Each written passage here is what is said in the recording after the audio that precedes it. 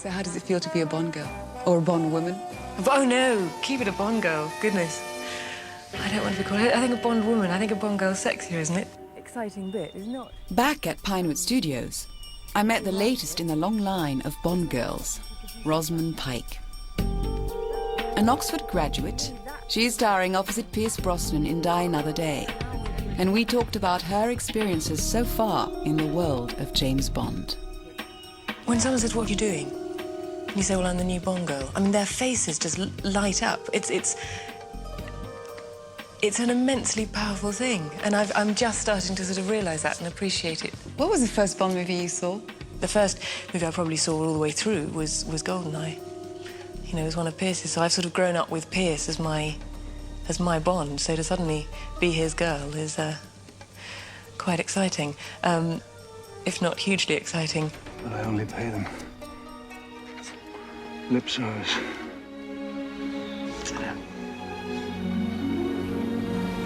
Probably the most exciting thing so far about my character is that she's a top-class, I mean world-class fencer.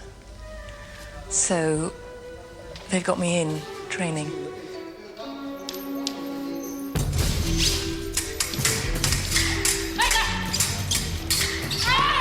I've done a role where I've had to learn to ride before, and now I get to learn to fence, you know, which is something a sport I've never done.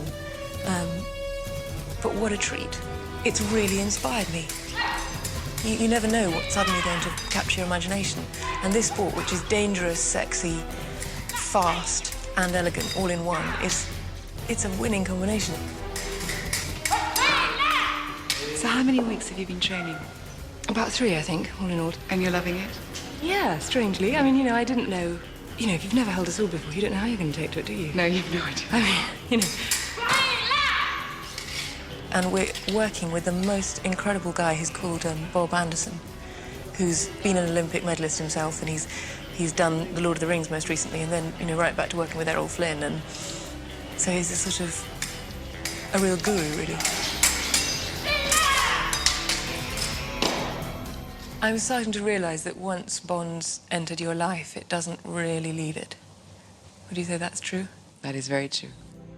When we spoke to Rosamund, it was her very first day of filming as a Bond girl. And if her life is anything like the rest of ours, she's in for quite a ride.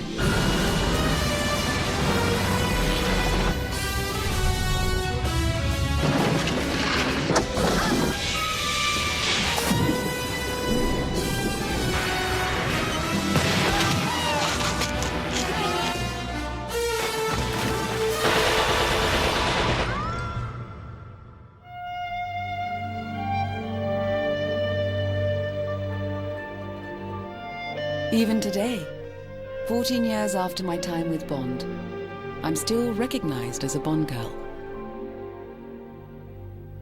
The global fame and exposure is incredible. I was on the cover of every magazine in Italy and then in France, and then it was like a boom. You couldn't have paid for it. If you say, okay, I want to invest $1 million in publicity for myself, you couldn't have done it. I mean, at the moment, you know, we can pretend we're just filming in England, but it's when the letters come, you know, coming from Australia and America, and you think, my God, you know, we're going global. It is the international calling card. If you've been in a Bond movie, you go wherever, and they know you. I know personally that I get more fan mail to this day for James Bond than I get for all my other films put together, and I bet it's the same for you, isn't it? Absolutely. When you do get all this fan mail, as we all do, there's a part of me that say that I really don't want to perpetuate this myth, or you don't understand, this is not who I am. At the same token as you don't want to take away people's fantasies. I suppose if you got to this stage in life and nobody ever remembered anything you'd ever played, it would be a bit tragic, wouldn't it?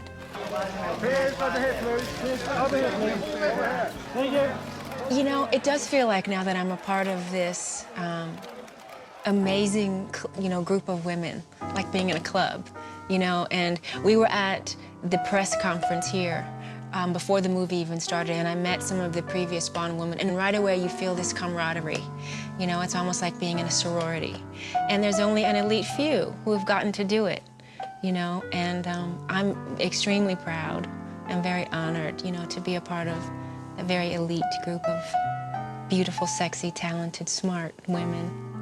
You know, I'm a member of a club now that you're a member of too, and it's a very sort of unique place to be. Yeah. And I didn't really realize how many people celebrate it until I started getting all the fan mail and all the, you know, there's such a Bond culture. There's so many young boys all over the world. I was in the St. Regis Hotel, and there were a group of people having a meal, and this young boy kept looking, and I saw his father say, just go, just go.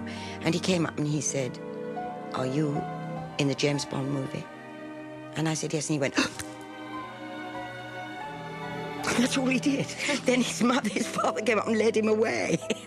That's so sweet. It was a great effect to have on a man. Yes, that's wonderful. You know, Yeah. even though he was 10.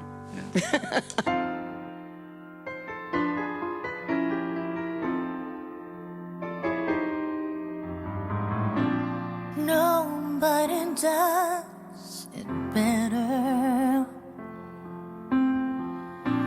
Makes me feel sad for the rest. Nobody does it half as good as you. Oh, baby, you're the best. I wasn't looking. 20 movies, 85 amazing women, tens of millions of fans. For each of us who played a Bond girl, it was an unforgettable experience. And as the years go by, and we all get a little older, our images are still there, frozen in time, the way we were when 007 changed our lives. For the actresses, life goes on. But for Honey Rider, Pussy Galore, and all the rest, the movies celebrate a simple truth. Bond girls are forever. Nobody does sympathy.